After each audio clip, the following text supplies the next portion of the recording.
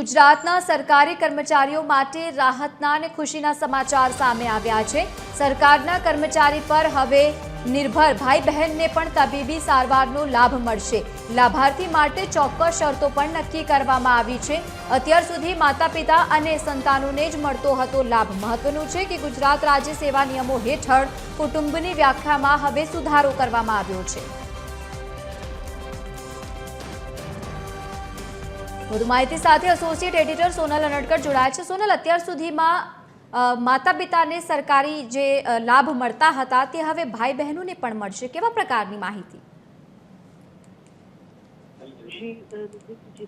કરવામાં આવ્યા છે।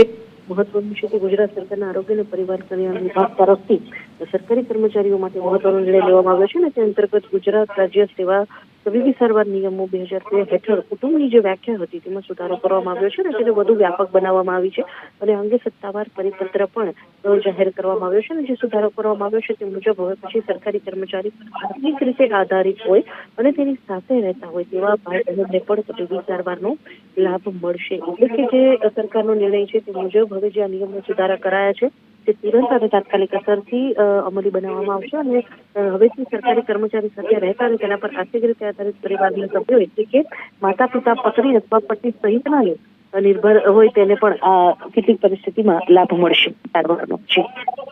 આભાર સમગ્ર માહિતી સાથે જોડાવા બદલ।